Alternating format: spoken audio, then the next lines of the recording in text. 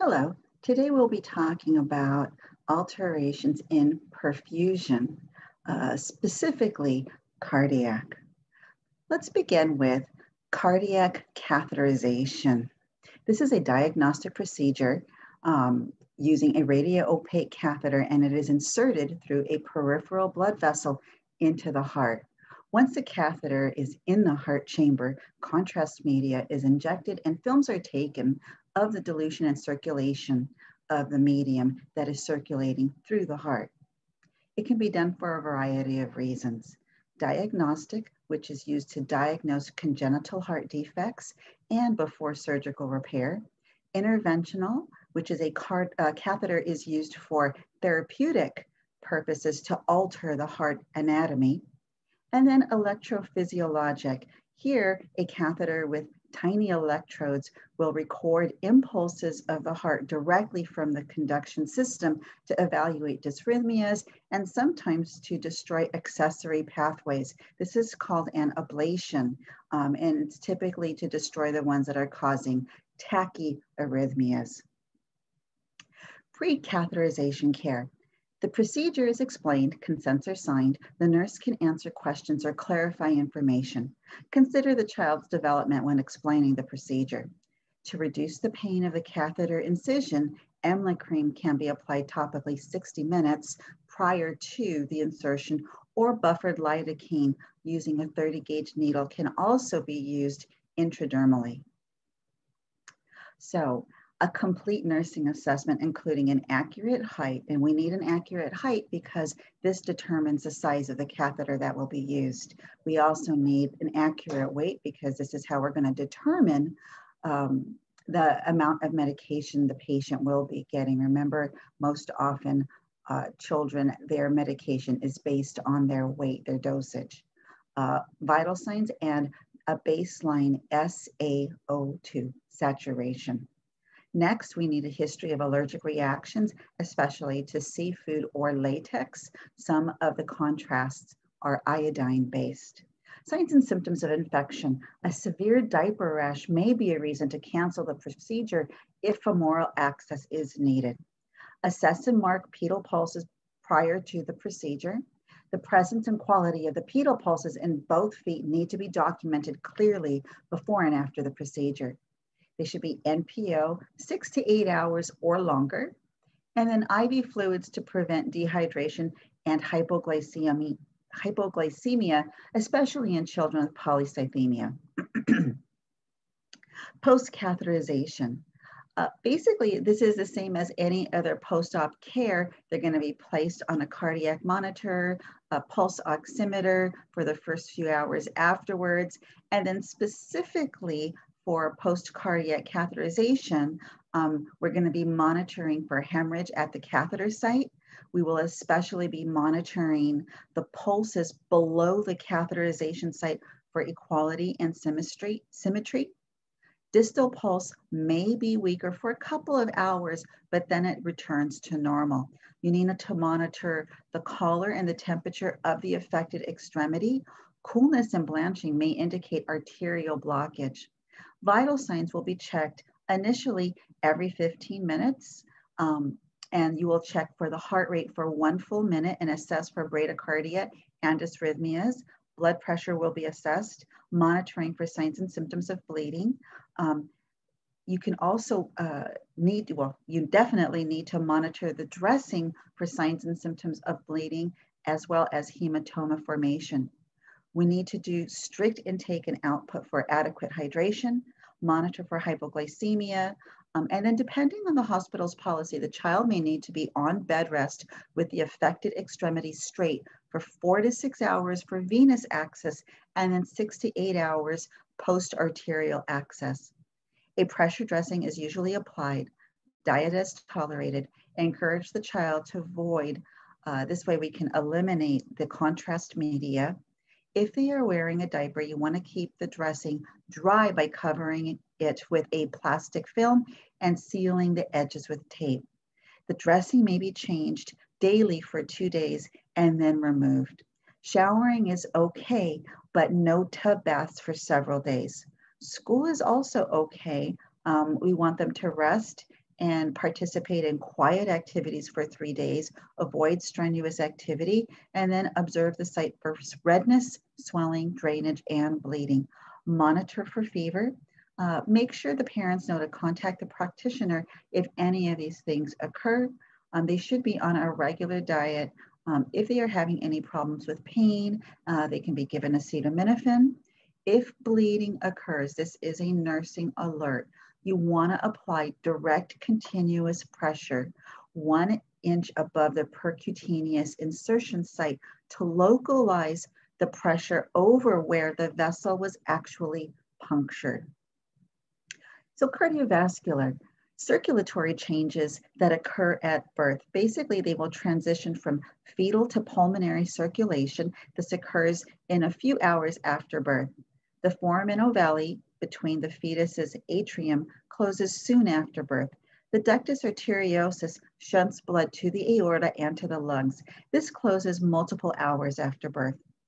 If the child has a desaturated blood, low O2 chronically, the bone marrow will make more red blood cells to increase the amount of hemoglobin to carry oxygen, resulting in polycythemia. This increases the risk for thromboembolisms and thus strokes. Therefore, it's very important to prevent dehydration. Remember, normal SaO2 is 95 to 98%. Congestive heart failure. This is when the cardiac output can't meet the baby's circulatory or metabolic needs. Often it's due to congenital defects, usually a combination of right and left-sided failure. Right-sided failure, most often you're going to see lower extremity edema, hepatosplenomegaly. Left-sided failure, here you're going to see crackles. Signs and symptoms depending on the area of dysfunction. So we'll look at when you have impaired myocardial function, signs and symptoms that you will see: tachycardia, inappropriate sweating, decreased urinary output, fatigue, weakness, restlessness, anorexia. They are pale, their extremities are cool. They will have weak peripheral pulses, a decreased blood pressure, a gallop rhythm, and cardiomegaly. Signs and symptoms related to pulmonary congestion include tachypnea, dyspnea, retractions, nasal flaring, exercise intolerance, orthopnea, cough, hoarseness, cyanosis, wheezing, grunting. Signs and symptoms related to systemic venous congestion, weight gain, hepatomegaly, peripheral edema, especially periorbital, ascites, neck vein distension. Typically, you don't see this in infants. It's just very difficult to assess in infants, but you can see this in children. In general, when we see an increase of weight of 50 grams in a 24-hour period, that is considered excessive for an infant. And then in your children, an increase of weight of 200 grams in a 24-hour period is considered excessive. Diagnosis: chest x-ray will show cardiomegaly, an ECG can show ventricular hypertrophy. Treatment goals: we want to improve cardiac function by increasing the contractility and decrease the afterload. Second, we want to remove the accumulated fluid and sodium. This will help to decrease the preload, decrease cardiac demands, improve tissue oxygenation, and decrease oxygen consumption. So how can we improve cardiac function?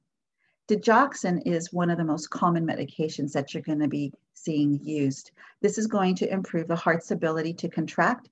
It slows and strengthens the heartbeat.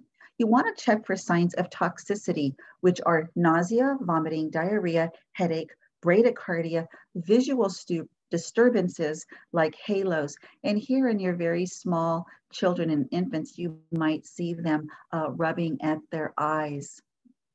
Monitor levels 6 to 8 hours after the dose is given. The therapeutic range is 0.8 to 2.0 micrograms per liter. You need to check the apical heart rate prior to administering this medication for 1 minute. If the heart rate is less than roughly 90 to 110 in your infants and young children, less than 70 in your older children, and then less than 60 in your adolescents, you will hold the medication and call the physician. It is also important to monitor potassium level. If this is low, you also need to call the physician. A low potassium level can increase the risk of digoxin toxicity. ACE inhibitors. These are very common medications used in children, and the medication used is captopril, enalapril, and lisinopril. These cause vasodilation, resulting in decreased pulmonary and systemic vascular resistance, decreased blood pressure, and a reduction in afterload. Some side effects include hypotension, renal dysfunction, and cough. Beta blockers, specifically carvedilol, decreases the heart rate and blood pressure and causes vasodilation. Side effects include dizziness, headache, and hypotension. Removing accumulated fluid. Basically, diuretics will be used to remove excess water and salt. Lasix blocks resorption of sodium and water in the proximal renal tubule and interferes with reabsorption of sodium. This is a drug of choice in congestive heart failure. Please know that this may cause a low potassium level. Check the weight daily, strict INO, encourage foods that are high in potassium, or they may be given a potassium supplement. Some side effects include nausea, vomiting, diarrhea, ototoxicity, hypokalemia, dermatitis, and postural hypotension. Chlorothiazide. This acts directly on the distal tubules to decrease sodium, water, potassium, chloride, and bicarbonate absorption. This may be given in alternate days to allow for reabsorption of potassium. Side effects can include nausea, weakness, dizziness, paresthesia, muscle cramps, skin eruptions, hypokalemia, and acidosis. Spirulactone. This blocks the action of aldosterone and has a potassium-sparing effect. Side effects here include skin rash, drowsiness, ataxia, hyperkalemia, and generally, potassium supplements are not given when a child is receiving spirulactone. Decreased cardiac demand. Here, what we're going to do is bed rest, maintain a normal body temperature, treat infections, maintain a semi to high Fowler's position. Medication can possibly be used to sedate an irritable child, rest and decrease environmental stimuli. They may need a high-calorie formula if the child does not drink the recommended amount of formula within 30 minutes. Improve tissue oxygenation. Here we're going to be giving them cool humidified oxygen only as needed. In general, as a nurse, if it is needed, we will be providing them with oxygen with humidification, maintaining rest, maintaining a lower sodium diet, fluid management. They may be on fluid restrictions. Parents should monitor output, strict intake and output, daily weights at the same time. If they have ascites, measure the abdominal girth. Keep the head of the bed elevated to ease respiratory difficulty. Keep the head of the bed over 45 degrees when feeding. Try not to feed them any longer than 30 minutes because this can cause excess tiring. Observe for raising of eyebrows and forehead wrinkling. This can indicate that the child is getting tired. The most common concern for parents is difficulty of feeding. Maintain skin integrity by turning every 2 hours due to edema. They do need adequate nutrition. If they fatigue easily, they may actually need to be on an NG tube feeding. And if they are on an NG tube feeding, parents need to be taught how to do that. We want to foster development with appropriate toys, provide emotional support, encourage the family to share their anxieties and fears, give information and refer to support groups. If the CHF is caused by a cardiac defect, surgery may need to be performed earlier than originally planned. Please make sure that you read the nursing care plan for congestive heart failure in your text. Parent teaching for digoxin. Make sure that the parent knows that they need to give the digoxin at regular intervals, usually every 12 hours, like 8 in the morning and 8 in the evening. Plan the time so that the medication is given an hour before or 2 hours after feedings. Use a calendar to mark each dose off that is given, or post a reminder such as a sign on the refrigerator. Have the prescription refilled before the medication is completely used. Administer the drug carefully by slowly directing it on the side and the back of the mouth. Do not mix it with other foods or fluids, since refusal to consume these can result in inaccurate intake of the drug. If the child has teeth, give water after administering the drug whenever possible. You want to brush the teeth to prevent tooth decay from the sweetened liquid. If a dose is missed and more than 4 hours has elapsed, withhold the dose and give the next dose at the regular time. If less than 4 hours has elapsed, give the missed dose. If the child vomits, do not give a second dose. If more than 2 consecutive doses have been missed, notify the physician. Do not increase or double the dose for the missed dose. If the child becomes ill, notify the physician immediately. Keep digoxin in a safe place, preferably in a locked cabinet. In case of accidental overdose of digoxin, call the nearest poison control center immediately. The number is usually listed in the front of a telephone directory. Please note that it is very rare for infants to receive more than 1 milliliter in a single dose. So next, let's talk a little bit about the heart defects. Heart defects are categorized in a variety of ways. Here we're going to talk about the categories in terms of the blood flow. So the first group are defects that have an increase in pulmonary blood flow. They can also be called acyanotic defects. This is the atrial septal defect, ventricular septal defect, and patent ductus arteriosus.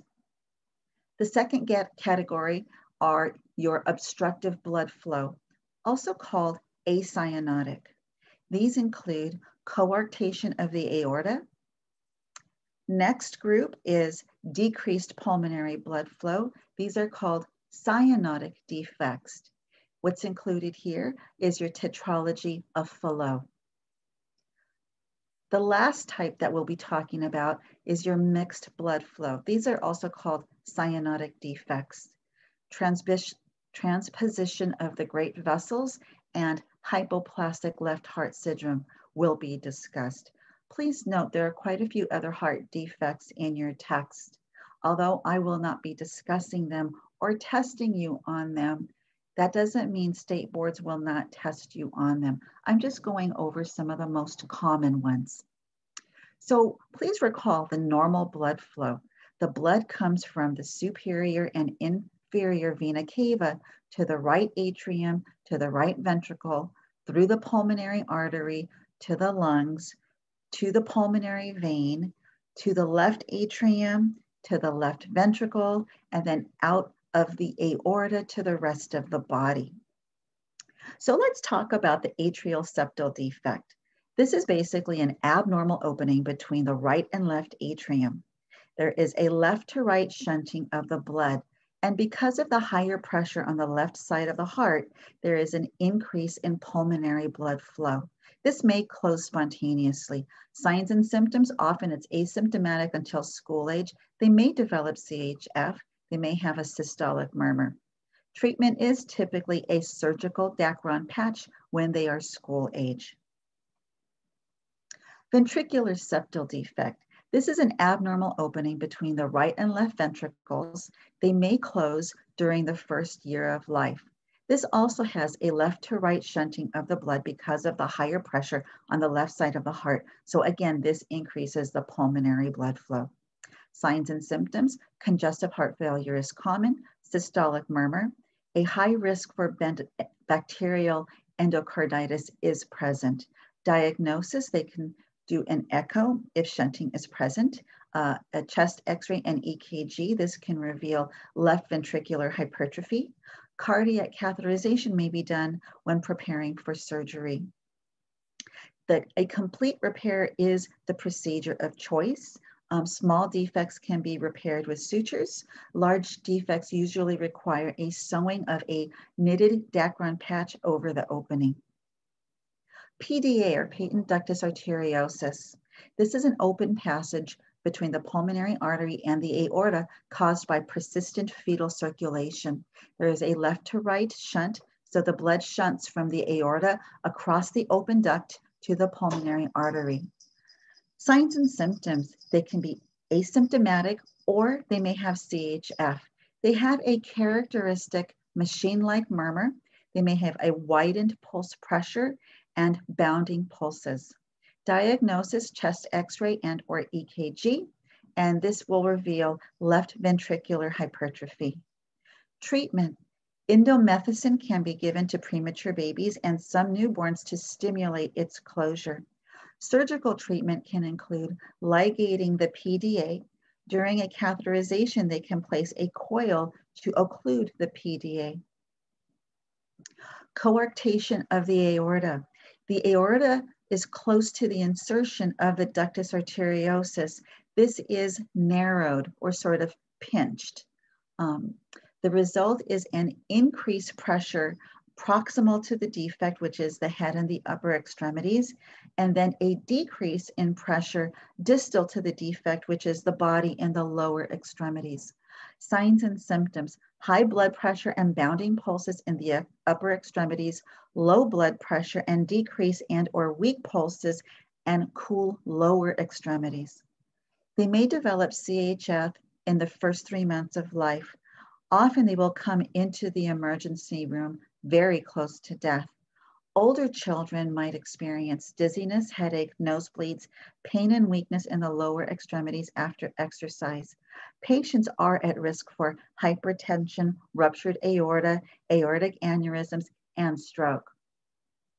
Diagnosis, your ECG, this can reveal left ventricular hypertrophy. An MRI can show a narrowed aorta. A chest x-ray may show lung congestion and or aortic dent. Treatment, non-surgical treatment would include a balloon angioplasty during a cardiac catheterization. Surgical treatment could include removing the narrowed part and then reanastomosing the ends. This may be done within the first 2 years of life if it is necessary. We need to follow up by monitoring for hypertension, and this child will require long-term follow-up with a cardiologist.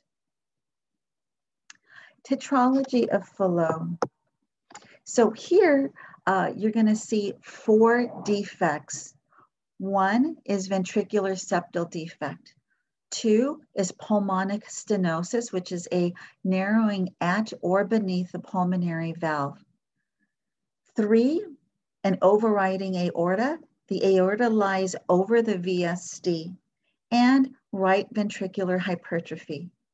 In general, there is a right to left blood shunting, but if the systemic resistance is higher than the pulmonary, it will be left to right. But typically this is associated with a right to left blood shunting. As the ductus arteriosus closes, infants will become more hypoxic and cyanotic. Pulmonary stenosis decreases the blood flow to the lungs. This degree of stenosis really determines the severity of the signs and symptoms. So what are some of the signs and symptoms? Polycythemia, clubbing, exercise intolerance, poor growth, a systolic murmur, hypoxic spells. These can also be called TET spells or blue spells, and you will see the child put themselves in a squatting position. Signs and symptoms can get worse, especially as the child gets older. So note that these hypoxic spells may be preceded by crying, exercising, feeding, and defecating. Polycythemia can cause thromboembolisms resulting in CVAs. You want to assess for dizziness, headache, irritability, and paralysis. Diagnosis, a chest x-ray will reveal a boot-shaped heart due to right ventricular hypertrophy. An echo can show the VSD. A cardiac catheterization prior to surgery will be performed to fully locate and identify all of the defects present. Treatment. When a child has a cyanotic spell, basically they are turning blue because of the decreased blood flow to the lungs, and then there is an increase in that right to left shunting. First, you want to place the child in a knee, chest, or squatting position. This helps to relieve shortness of breath and decreases the cardiac output. Calm the child. Give them oxygen, morphine, and or Inderal, which will help to decrease the infundibular spasms. Treatment, palliative. If the child cannot undergo corrective surgery, they may do a Blalock-Taussig or a modified Blalock-Taussig shunt, which increases pulmonary blood flow by shunting the blood from the right or left subclavian artery to the pulmonary arteries. Typically, full correction will occur within the first year of life. We do need to have long-term follow-up because we need to continue to monitor for congestive heart failure after the surgery.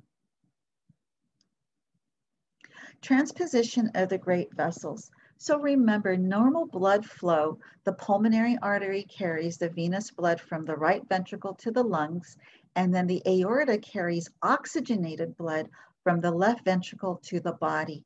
In transposition of the great vessels, these are reversed.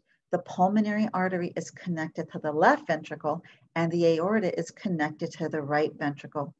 In order to live, the infant must have a septal defect, a patent foramen ovale, and a patent ductus arteriosus. Signs and symptoms. This child will be cyanotic and they do not respond to oxygen. They are severely depressed and they can develop CHF over a few days to weeks. They look normal when they are born, except they are blue. They are very slow feeders. Diagnosis, the chest x-ray will show a classic egg-shaped heart with a narrow superior mediastinum. The echo, if the position of the arteries arising from the ventricles is visible. Treatment. Here, medical, they may give PGE1. This helps to maintain a patent ductus arteriosus to increase blood mixing, increasing the SaO2 to at least 75% or to maintain cardiac output. Some side effects of the PGE1 are cutaneous vasodilation, decreased or increased heart rate, decreased blood pressure, increased temperatures. As I said, increased temperatures, apnea, and seizure activity. This is given until surgery is performed. During a cardiac catheterization, a Rashkin procedure can be done, which opens a hole in the septum between the atrium to increase blood mixing. The surgery of choice is an arterial switch procedure. This is done within the first few weeks of life. The switch places, basically they're switching the places of the pulmonary artery and the aorta, and then they reanastomose them in their proper position. Problems can occur if there is a narrowing at the anastomosis site. We don't really see this done too much anymore, the mustard or Senning procedures. These create tunnels inside the atria and redirects the proper blood flow for better oxygenation. These are also called intra-atrial baffle repairs. But if you take care of adults, you might see this repair being done, has been done on them in the past. Hypoplastic left heart syndrome. Basically, there is an underdevelopment of the left side of the heart, resulting in a hypoplastic left ventricle and aortic atresia.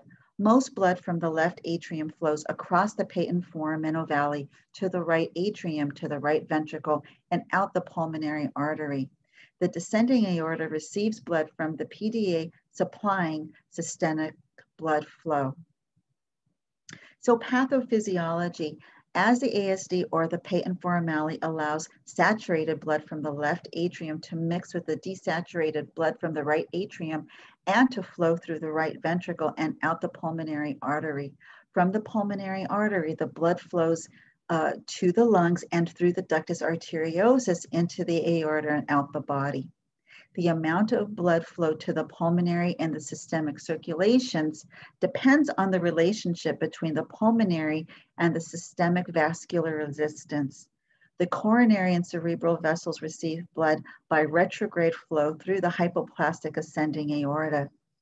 Clinical manifestations. The patient has mild cyanosis and signs of heart failure until the PDA closes, and then progressive deterioration with cyanosis and decreased cardiac output, leading to cardiovascular collapse. The condition is usually fatal in the first few months of life without intervention. Therapeutic managements. Neonates require stabilization with mechanical ventilation and inotropic support preoperatively. Prostaglandin E1 infusion is needed to maintain ductal patency and to ensure adequate systemic blood flow. Surgical treatment. Patients with hypoplastic left heart syndrome follow the staged surgical approach for a single ventricle anatomy, with the right ventricle becoming the ventricular pump. Post-operative complications include dysrhythmias, systemic venous hypertension, pleural and pericardial effusions, thrombotic events, and ventricular dysfunction.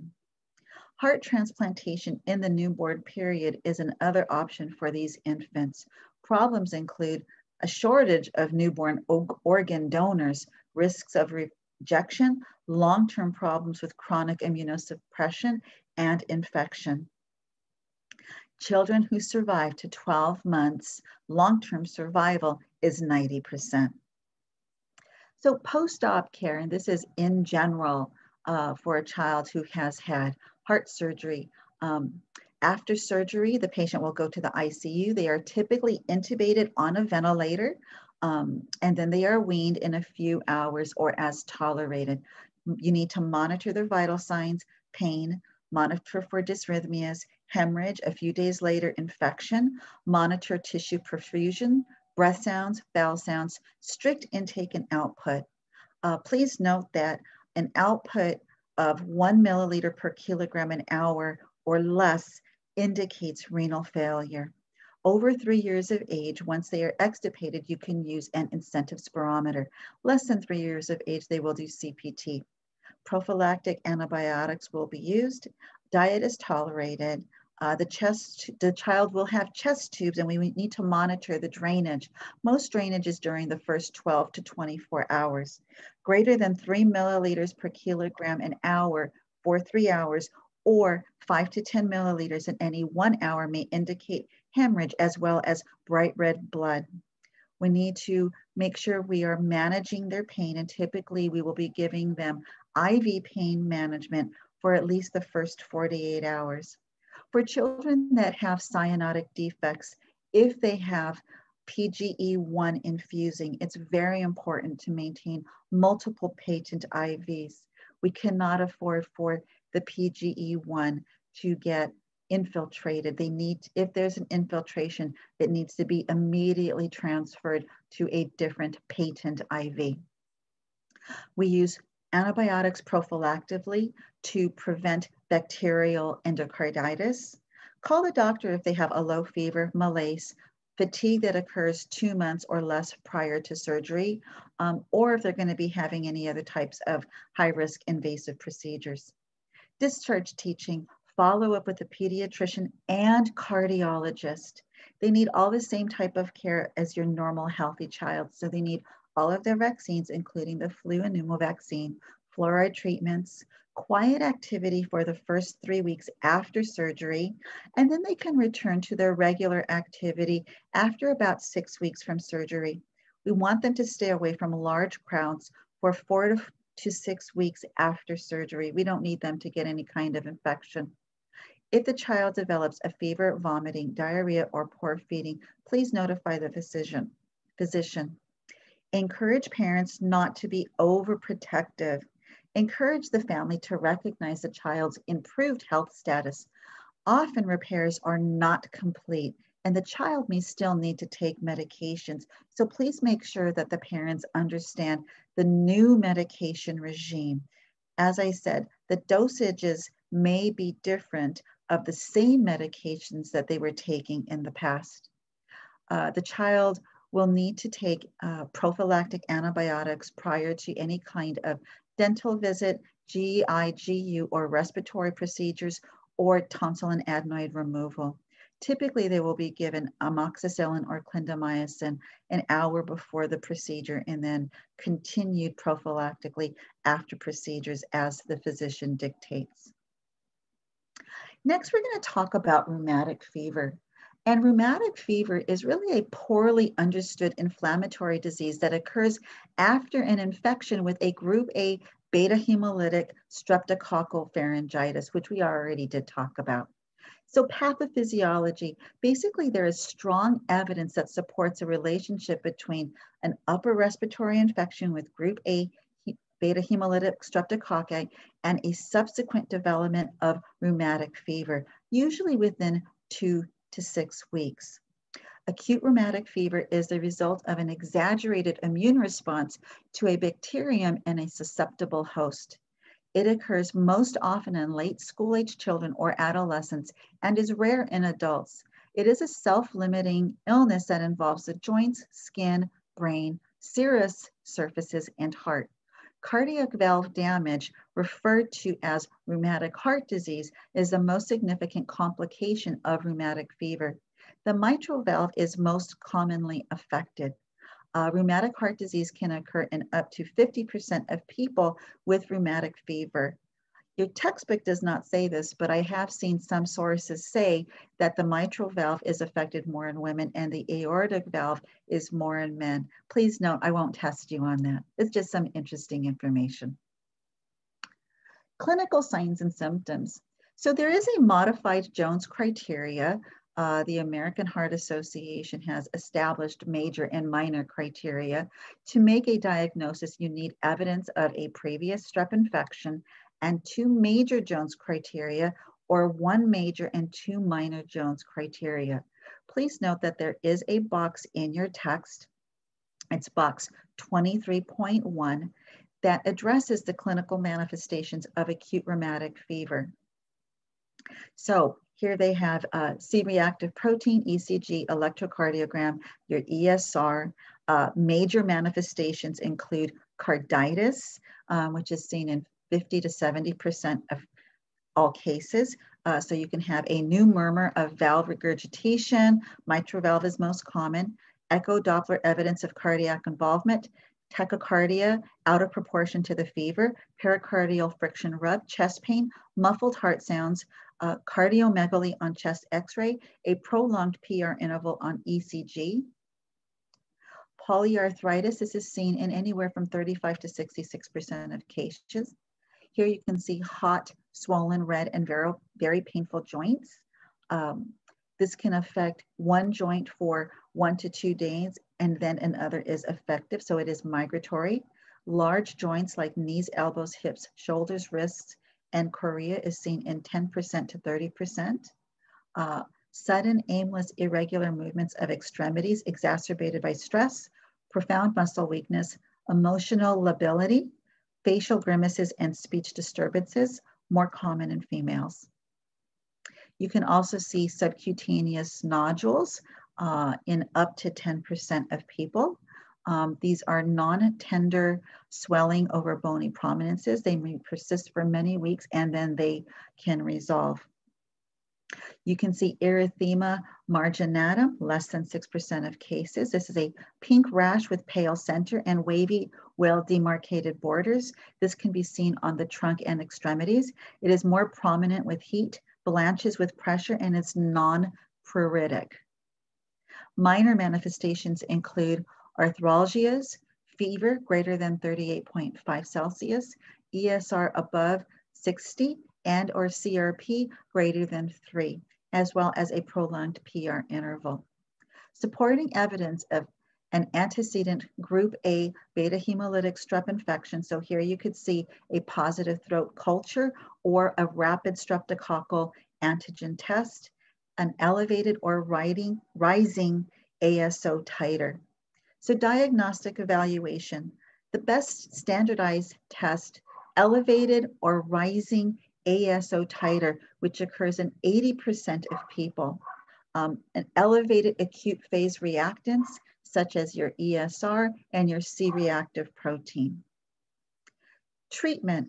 Goals of medical management are eradication of the hemolytic streptococci, prevention of permanent cardiac damage, palliation of other symptoms, and prevention of recurrence of rheumatic fever.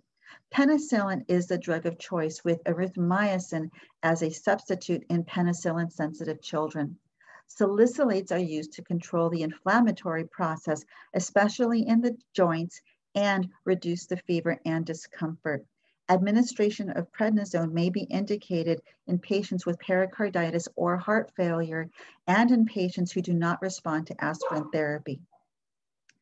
Bed rest is recommended during the acute febrile phase, but need not be strict. Prophylactic treatment against recurrence of rheumatic fever is started after the acute therapy and involves monthly IM injections of the benzathine penicillin or 2 daily doses of oral penicillin or 1 daily dose of sulfadiazine. The duration of long-term prophylaxis is uncertain, but 5 years since the last episode or age 21. Nursing care management. The objectives of nursing care for the child with rheumatic fever are to encourage compliance with drug regimes, facilitate recovery from the illness, provide emotional support, and prevent the disease. Family teaching. Parents are instructed to provide rest and adequate nutrition during the early period of the illness. Usually, after the febrile state is over, the child can resume moderate activity. If carditis is present, the family must be aware of any activity restrictions, and they may need to help in choosing less strenuous activities for the child. Compliance with prophylactic treatment is very, very critical. Next, we will be talking about Kawasaki's disease. This is a self-limiting disease that lasts about 12 days without treatment. Up to 25% can get coronary aneurysms or dilations that can cause MIs or arrhythmias or sudden death.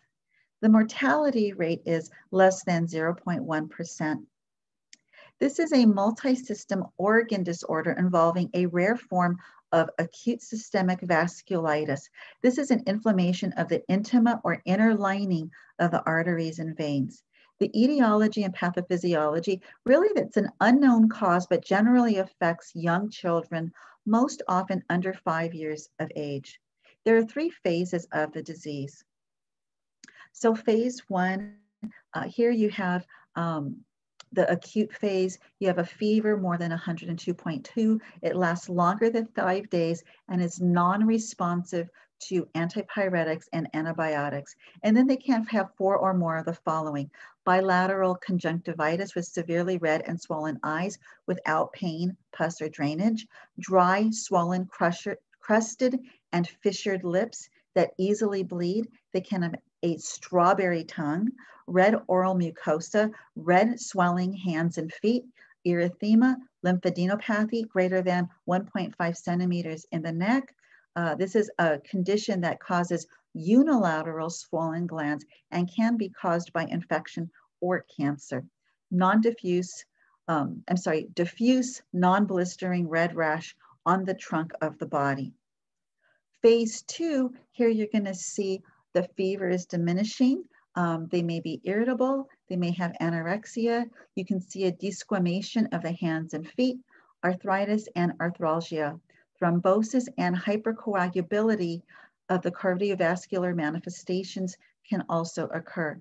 Panvasculitis of the coronary arteries and formation of aneurysms, inflammation, and thrombosis can lead to stenosis or obstruction.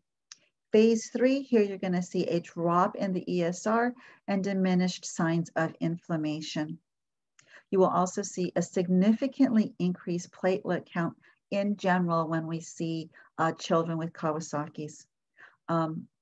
Possible cardiac pathologies include arrhythmias, congestive heart failure, coronary aneurysms, and myocardial infarctions.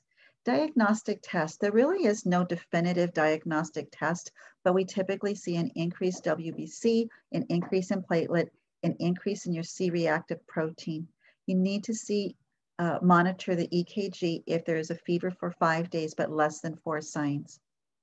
What are we going to do as a nurse in terms of our diagnosis? They are at high risk for injury, hyperthermia, and then parents need to be taught quite a few medication regimes. So here they also have altered home health maintenance. So what are the interventions medically? They're going to be given high doses of aspirin, anywhere from 80 to 100 milligrams per kilo a day in 4 doses as ordered while the temperature is elevated. And then they might continue this 3 to 5 milligrams per kilo until the ESR and platelets are normal. It can be for about 6 to 8 weeks or indefinitely for those that develop cardiac abnormalities. This is also can be used for pain, fever, and inflammation. They will also be given gamma globulin, IVIG, about 2 grams per kilogram, 1 dose over 10 to 12 hours as orders. This is helped to reduce the risk of coronary artery lesions and aneurysms. This needs to be given within the first 10 days of illness to decrease this inflammation. So the amount of time where the signs and symptoms have been present is super important. They literally count the days because this needs to be given within 10 days. Note that additional doses may be given if the child continues to have a fever. So as a nurse, we want to promote comfort, small frequent feedings, passive range of motion to the extremities, cool, gentle baths, gentle oral care, encourage fluids, monitor for complications like aneurysms, monitor for the side effects of aspirin therapy, bleeding, GI upset, monitor for side effects of IVIG therapy like malaise, headache, nausea, vomiting, elevated blood pressure, facial flushing, tightness in the chest. Live virus vaccines must be deferred for 11 months after receiving IVIG. Monitoring the temperature, and then monitor the eyes for conjunctivitis. The child and family education include safe administration of aspirin therapy. They definitely need a flu vaccine. If they get the flu or chicken pox, you may need to temporarily stop the aspirin therapy because of the risk of Rye syndrome. They may also defer the varicella vaccine. So this is something that they would want to talk with the physician about. Teach parents to keep the skin clean and avoid soaps and lotions. You want to offer a liquid diet which is high in calories and low in acids because their mouths may be very tender. A low cholesterol diet is definitely indicated. Remember, these children may have cardiac issues. Call a physician if the child refuses to walk. Make a follow-up appointment 1 week after discharge. Monitor the temperature in the morning and in the evening prior to giving aspirin. For high-risk patients with cardiac disease, you're going to continue the antiplatelet therapy, that's typically the aspirin. No contact sports due to bleeding risks, and monitor the EKGs on a regular basis. Patients that have a low risk for cardiac disease, they will have assessment and counseling for cardiovascular risks every 3 to 5 years. Evaluation, typically the client will recover without serious problems. The parents definitely need to be able to describe temperature control measures. Ideally, there is a full recovery for those who do not get heart problems within 4 to 8 weeks. This concludes the component for oxygenation perfusion for this, these objectives. Thank you, and please remember to watch the other videos related to this week. Thank you.